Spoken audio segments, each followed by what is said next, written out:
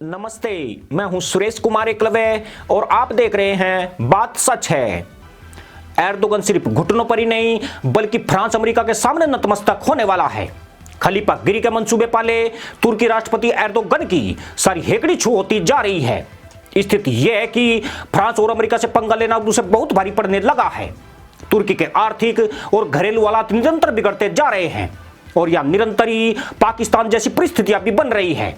यानी एशिया में पाकिस्तान के बदतर हालात हो चुके हैं तो तुर्की यूरोप का पाकिस्तान बनने की तरफ बढ़ रहा है। तुर्की की इकोनॉमी पर सबसे करारी चोट पड़ी है।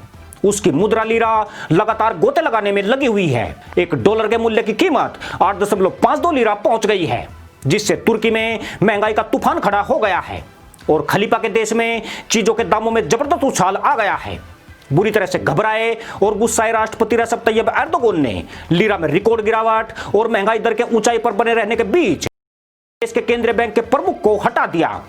तुर्की के आधिकारिक गजट में राष्ट्रपति के फैसले घोषणा कर दी गई है। इसके मुताबिक केंद्रीय बैंक के प्रमुख मुरत ऊशाल को हटा दिया गया है और उनके स्थान पर पूर्व वित्त मंत्री नासी उगबल को लाया गया है। गौरतलब है कि तुर्की की मुद्रा लीरा में अब तक 1/3 गिरावट आ चुकी है, जिससे देश में महंगाई दुगनी से ज्यादा हो चुकी है। इससे पहले कि यह जाने कि तुर्की में ऐसे विस्फोटक हालात क्यों बन रहे हैं, पहले यह देख लीजिए खलीफा के इस मुल्क में महंगाई कैसे रिकॉर्ड बना रही है और कैसे यहां पर आम जनता की हालत पाकिस्तानी अवाम की तरह होने लगी है। तुर्की में महंगाई दर 15% के करीब पहुंच चुकी है। यह पिछले 12 वर्षों के उच्च स्तर पर चढ़कर अभी और ऊपर जाने को व्यग्र है। परिवहन में किराया बढ़ोतरी बहुत तेजी से हुई है, जहां यह 16.9% पहुंच गई है। खाद्य एवं गैर अल्कोहल पदार्थों की महंगाई दर 12.74% हो गई है और वस्तु एवं सामानों की महंगाई दर 12.63% हो चुकी है। तुर्की प्याज का एक बड़ा निर्यातक देश है, मगर इस मुल्क में प्याज के दाम 40 भारतीय रुपए प्रति किलो पर पहुंच गए हैं, जबकि बाकी सब्जियों में आलू के दाम 80 रुपए प्रति किलो को पार कर गए हैं, जबकि हरी सब्जियों के दामों में रिकॉर्ड बढ़ोतरी दर्ज की गई है। आपको बता दें कि एक टर्किश लीरा की कीमत 8 रुपए 65 पैसे के करीब बैठती है। जनवरी 2020 में एक लीरा में 12 रुपए मिल जाते थे, परंतु पिछले 10 महीनों में यह लगातार ओधेबू गिर रही है। जून 2018 में रेसिप तैयब एर्दोगन ने तुर्की के राष्ट्रपति का पद संभाला था। उस वक्त एक लीरा की कीमत 15 भारतीय रुपए के करीब थी, मगर एर्दोगन की खराब नीतियों के चलते आज लीरा जलजीरा बनने की तरफ बढ़ रही है, जिस पर ज्यादा भरोसा किसी का भी पेट खराब कर सकता है। जून 2018 में ही $1 का मूल्य 14 टर्किश लीरा हुआ करता था, मगर बीते 2 साल में इसकी हालत और भी ज्यादा खराब हुई है। बढ़ती महंगाई से टर्किश जनता जहां त्राहिमाम कर रही है, वहीं एर्दोगन के खिलाफ भी लामबंदी होने लगी है, जिसके लिए टर्किश पुलिस को स्थिति कंट्रोल करने के लिए मशक्कत करनी पड़ रही है। यह जनता की आवाज दबाने का एर्दोगन का तानाशाही रवैया है। खास बात यह है कि कोरोना महामारी के चलते आयात निर्यात का संतुलन भी पूरी तरह गड़बड़ा गया है, जिससे प्रशासन की समझ में नहीं आ रहा है कि देश में बिगड़ते हालातों को कैसे संभाला जाए। अजरबैजान आर्मेनिया युद्ध का भी तुर्की की अर्थव्यवस्था पर गंभीर असर पड़ा है। एर्दोगन धर्म और देश प्रेम की बातें लोगों का ध्यान असली मुद्दों से भटकाने के लिए भी कर रहे हैं। मुद्रा में रिकॉर्ड गिरावट से बेरोजगारी और महंगाई ने खलीफा की नींद उड़ा दी है। तुर्की में पहले भी इन्हीं मुद्दों पर विद्रोह हुआ था, जिसको एर्दोगन ने सेना के दम पर कुचल दिया था। ऐसे में वह इन मुद्दों के सारे लोगों का ध्यान दूसरे मुद्दों पर केंद्रित करने की कोशिश कर रहे हैं। तुर्की में आपातकाल जैसे हालात बनने के पीछे अमेरिका की पाबंदियां भी एक बड़ी वजह है। इसी सोमवार को अमेरिका द्वारा प्रतिबंध लगाने की चेतावनी के बाद तुर्की की मुद्रा लीरा रिकॉर्ड निचले स्तर पर आ गई।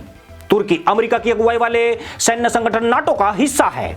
उसने रूस से S-400 वायु रक्षा प्रणाली की खरीद की है, जिसके बाद अमेरिका ने तुर्की के ऊपर आर्थिक पाबंदियां लगाने की चेतावनी दी है। अमेरिका में जो बाइडेन के राष्ट्रपति चुने जाने से भी तुर्की दहशत में है। बाइडेन को तुर्की का घोर विरोधी माना जाता है। डोनाल्ड ट्रंप से एर्दोगन के व्यक्तिगत रिश्तों के चलते वह अभी तक इससे बचता रहा था, परंतु आगे की डगर तुर्की के लिए काफी मुश्किल होने वाली है। उधर फ्रांस ने संयुक्त अरब अमीरात के साथ मिलकर एक रणनीतिक गठजोड़ बनाया है, ताकि पश्चिमी एशिया और उत्तरी अफ्रीका में राजनीतिक इस्लाम के बढ़ते प्रभाव का मुकाबला किया जा सके। फ्रांस भी अमेरिका पर दबाव बना रहा है कि यूरोप में तुर्की की बढ़ती दादागिरी और उसकी कट्टरपंथी विचारधारा के खिलाफ कड़े कदम उठाने की पहल करे। यानी एर्दोगन के लिए खतरे की घंटी घरेलू और वैश्विक स्तर पर बज गई है। अब इस घंटी की आवाज कितनी दूर तक जाएगी, जरा यह भी पूरी तरह समझ लीजिए। कुछ समय पहले तक दुनिया भर की आर्थिक शक्तियों में तुर्की को वही स्थान हासिल था जो भारत और चीन को हासिल है। यानी यह तीनों ही देश तेजी से बढ़ती अर्थव्यवस्थाएं थी। इन देशों की ग्रोथ अन्य देशों के मुकाबले काफी अच्छी थी। साल 2008 में मंदी के माहौल के बाद अमेरिका समेत दुनिया के तमाम विकसित देशों ने ग्रोथ हासिल करने के लिए अपनी ब्याज दरें घटाई ताकि उद्योगों को सस्ता कर्ज मिल सके। तुर्की ने इसी माहौल का फायदा उठाया था और वहां की कंपनियों को खासकर यूरोपियन बैंकों से सस्ता कर्ज भी आसानी से मिल गया, जिसके दम पर वहां के रियल एस्टेट कारोबार और मैन्युफैक्चरिंग सेक्टर को रफ्तार मिल गई।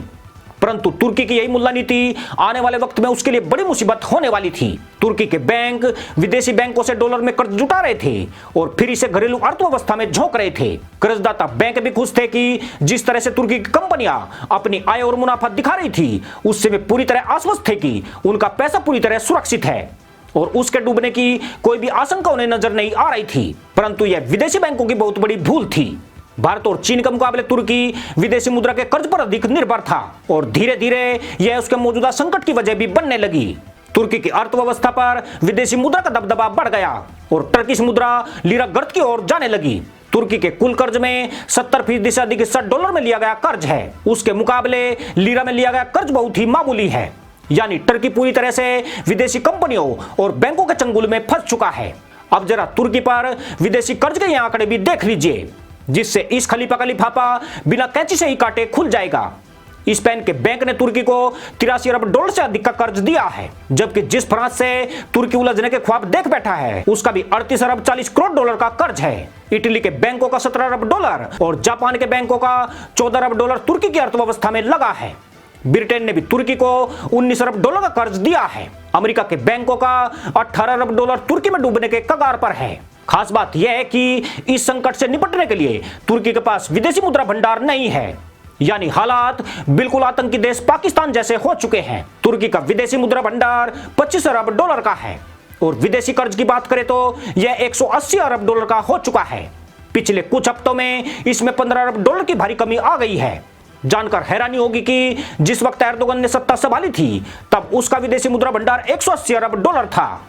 एर्दोगन की मुल्ला नीति उसके पतन की वजह बन गई है। तुर्की के अर्थव्यवस्था पर विनाशकारी प्रभाव बहुत साफ साफ नजर आने लगा है। और हकीकत यही है कि मदरसा नीति किसी भी देश के लिए प्रासंगिक नहीं है। यह मानव विकास और विकसित जीवन शैली को पलीता लगाने का काम करती है। जिन देशों ने इसे अपनाने की कोशिश की है वह देर सवेर पूरी तरह बर्बाद होते चले गए। इसका जीवित उदाहरण केवल पाकिस्तान ही नहीं बल्कि तुर्की भी बनने वाला है, जिसे कुछ दिन बाद तहमद लपेटकर एल्यूमिनियम के कटोरे में भीख मांगते हुए देखा जा सकेगा। इसी के साथ अनुमति दोस्तों। जय जवान, जय किसान, जय हिंद, वंदे मातरम।